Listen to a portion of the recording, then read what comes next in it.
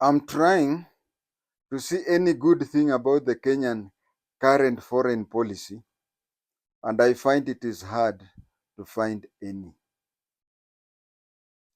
I have been proud of our foreign policy since independence. I remember one time when the country's attorney general tried to alter the foreign policy, and the then president appeared to give a tacit approval. The then Minister for Foreign Affairs, Honorable Munyo Oyaki, refused and said that as far as he was the Minister for Foreign Affairs, the Kenyan stand stands. This is what had happened that time. A heart specialist from South Africa called Dr. Bernard Christian had attended to President Kenyatta. Many decades later, we were told that he had given Jomo a few months, if not a few years, to live. Njonjo used that opportunity because the doctor was an internationally recognized heart surgeon. Njonjo used that opportunity to state that Kenya and the Republic of South Africa should start a diplomatic relationship and even open embassies. That time, South Africa was ruled by Boers. South Africa was a bit different from other countries because other African countries were saying that they were looking for independence. South Africa gained its independence in 1948, I think, in the 40s.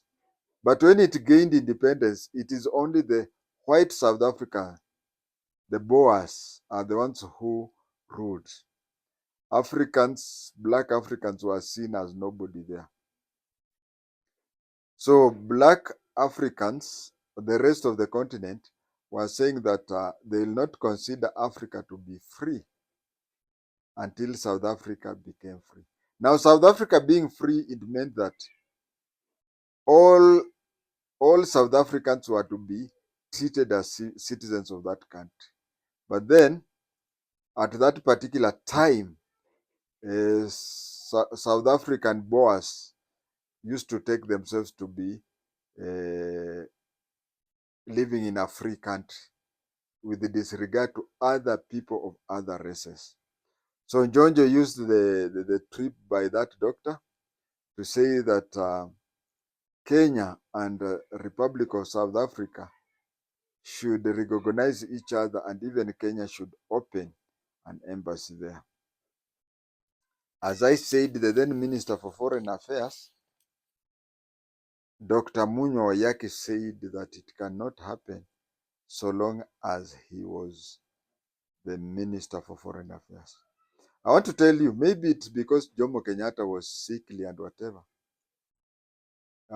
If I look at all other presidents, especially Daniel Toroitich arap Moi, if you were a minister and you had to have a stand that was opposite the president, then you'd no longer be a minister, not just the ministry that you are in. When Kenya attained independence, there was East versus West.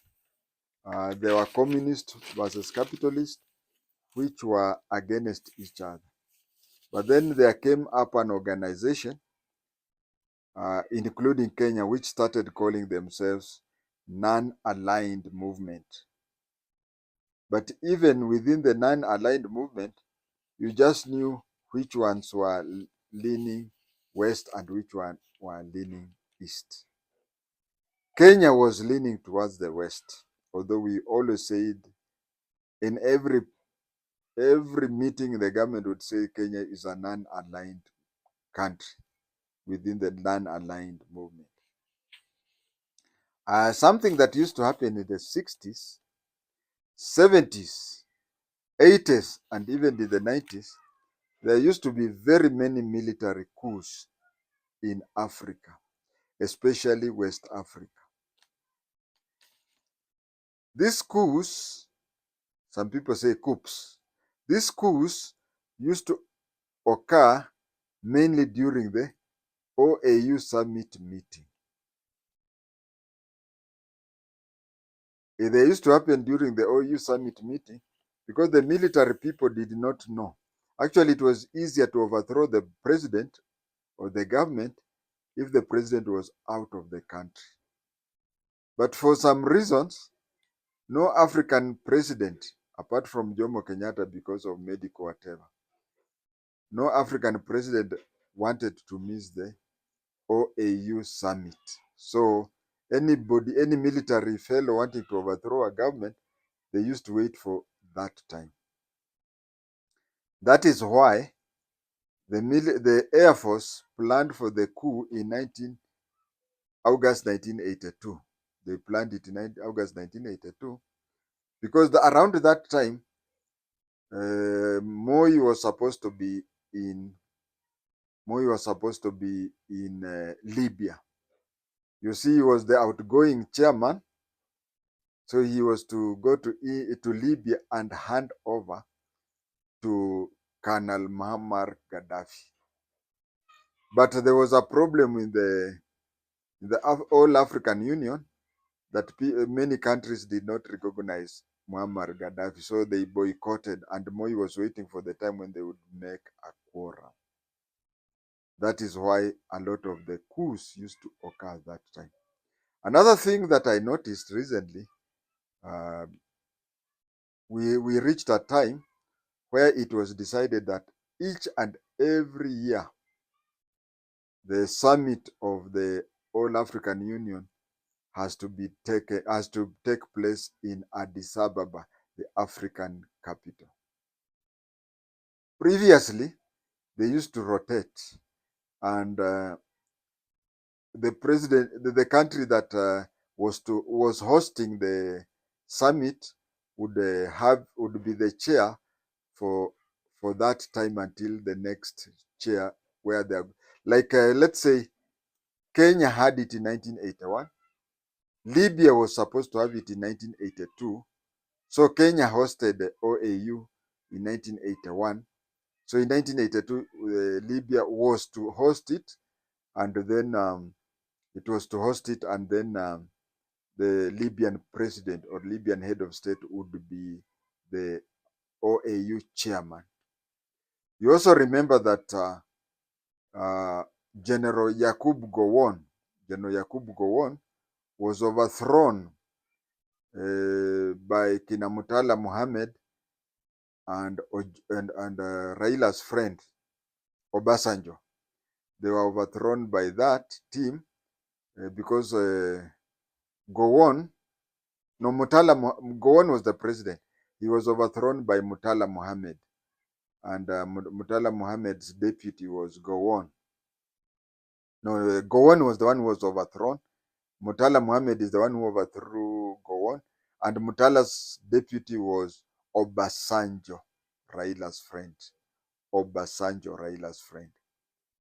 Now, they waited until Gowon had gone to Uganda.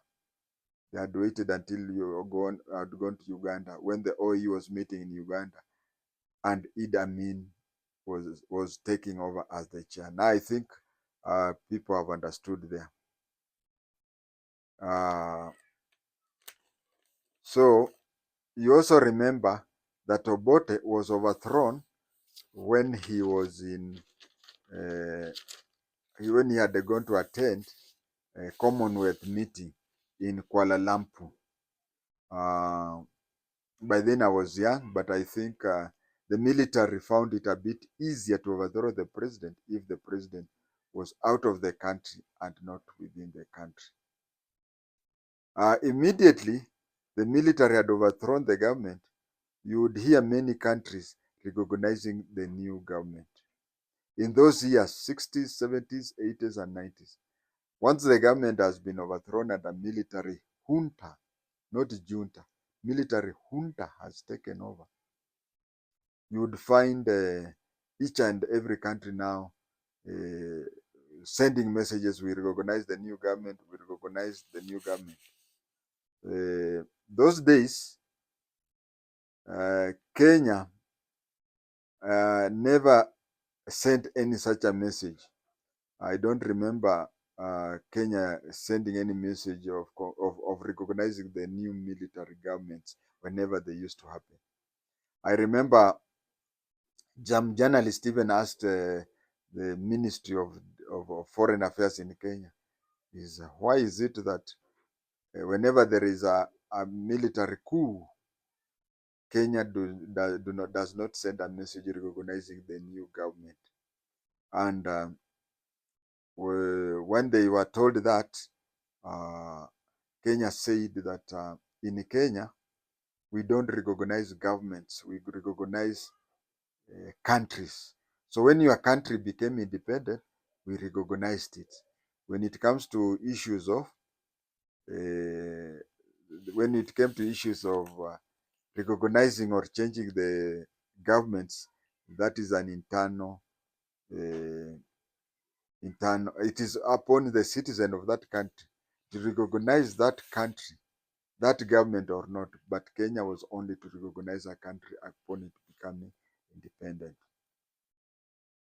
It is because of this mentality that Kenya was given a privilege, of which is a big privilege, I can say. Kenya was given privilege of chairing and hosting such divisions. If a country was divided in that way, Kenya would be called upon to host and chair those. I can only remember a few. I'll only remember a few and I'll tell you. Angola was divided. Those are the days when Angola we had Agostino Neto of UNITA, of MPLA. Agostino Neto was of MPLA. Jonas Savimbi was of UNITA. Holden Roberto was of FNLA. Agostino Neto, MPLA. Jonas Savimbi, UNITA. Holden Roberto, FNLA. I've recorded that. You can, at your own time, you can read that. So that is why they used to come. And Jomo Kenyatta spent most of his time between Nakuru and Mombasa. I think he would spend 40% of his time in Nakuru, 40% in Mombasa, and 20% Gatundu, Nairobi, because he would work from State House, but after work in the evening, he would commute to Gatundu. So whenever he was in Mombasa or Nakuru, the Angolan people would come to see him. It's just because we had an unaligned thing. Actually, there was even a hotel that the delegation used to prefer in Nakuru, which up to today is still called Angola. The hotel is called Angola because whenever there was such a peace agreement, they would, for security purpose and for being near each other, they used to go to that hotel. So up to today, it is still called Angola. In Uganda, December 1985, Moi chaired a meeting where both General Tito Okello Lutua and Museveni came, and that was in December 1985, only for Museveni to go back to Luwero and chase away Tito Okello Lutua.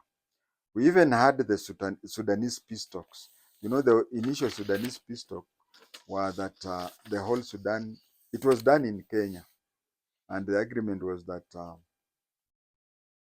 the Arab in the north recognizes Africans in the south to be equal. But even after the Nairobi talks, they did not agree.